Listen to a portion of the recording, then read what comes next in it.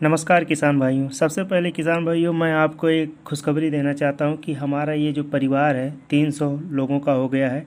मतलब इसे यूपी के स्मार्ट किसान यूट्यूब चैनल पर 300 सब्सक्राइबर से ऊपर हो गए हैं।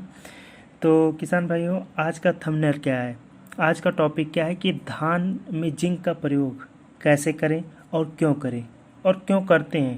तो आपको बताऊंगा कुछ गणितीय आंकड़ों के हिसाब से और साथ ही साथ व्यवहारिक ज्ञान के हिसाब से।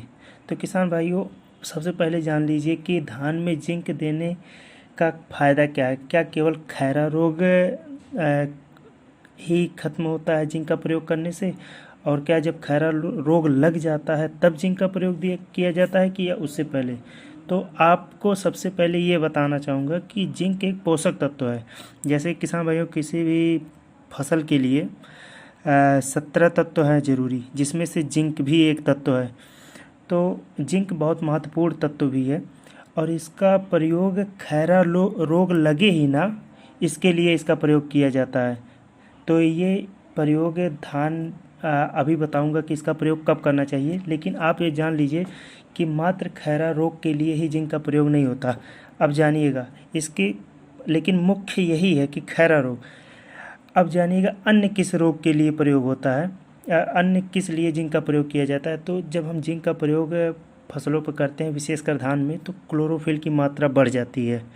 जब क्लोरोफिल की मात्रा बढ़ जाती है, पौधों को प्रकाश संश्लेषण क्रिया में सुविधाएं पहुंचती हैं, भोजन की जो प्रणाली हो अच्छे तरीके से होती है। तो धान में पैदावार का सबसे बड़ा कारण है कि उसमें कल्ले अधिक निकलना, ये फ़ायदा हुआ। और ऐसे इसी के साथ साथ है, कल्लों के साथ जड़ के विकास में भी ये परोक्ष रूप से सहायता करता है, तो जिससे पौधों की स्थिरता बनी रहती है।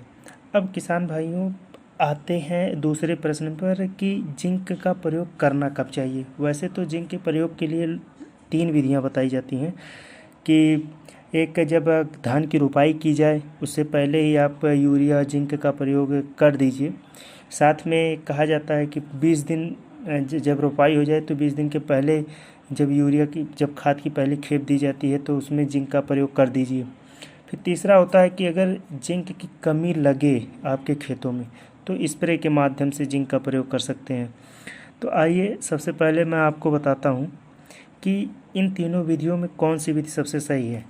देखिए, सबसे सही विधि हमेशा है कि किसी भी पोषक तत्वों को देने के लिए सबसे सही विधि होती है कि फसलों की रुपाई से पहले ही वो पोषक तत्व मृदा में मौजूद रहें, ताकि फसल शुरू से ही उसको एब्जॉर्ब करे और स्वस्थ रहे, जीवन प्रणाली उसकी अच्छे से आगे बढ़ती रहे। तो मेरा यही सलाह रहेगा कि आप अगर धान की रोपाई कर रहे हैं उससे पहले जो खाद देते हैं उसमें जिंक का प्रयोग करें। लेकिन इससे पहले आपको एक काम करना है कि सॉइल परीक्षण ज़रूर करें कि जिंक की मात्रा क्या आपके जो जिसमें आप खेती करना चाहते हैं उसमें है कि नहीं है। तो सॉइल परीक्षण करने के बाद आपको पता चल जाएगा कि जिंक की आवश्यकता कितनी मात्रा में है। आप प्रति एकड़ हमको कितना जिंक देना है या नहीं भी देना पड़ता है, कभी कभी मृदा आपकी उतनी उपजाऊ रहती है। साथ में कुछ लोगों का प्रश्न ये भी रहता है, क्या यूरिया और जिंक का प्रयोग एक साथ किया जा सकता है। आप में बहुत से किसान होंगे जो जानते होंगे, सामान्य भाषा में कहते होंगे हाँ कर सकते हैं, लेकिन कुछ नए किसान हैं जो कहेंगे क्या कर सकते हैं कि नहीं कर सकते। लेकिन जो करते भी हो ये नहीं जानते कि क्यों करते हैं, आज बताऊंगा। देखिए, यूरिया क्या है। यूरिया एक क्षारीय है, 2 कारणों से इसका एक साथ प्रयोग किया जाता है। यूरिया एक क्षारीय तत्व है और जिंक के अम्लीय, जब ये आपस में मिल जाते हैं तो एक सामान्य घोल का निर्माण करते हैं।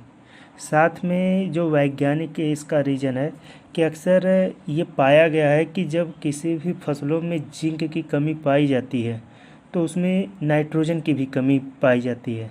इसलिए एक सामान्य अवधारणा है, ये अक्सर यही पाया गया है कि जिंक की कमी अगर आपके फसलों में है तो यूरिया की कमी अपने आप हो जाती है।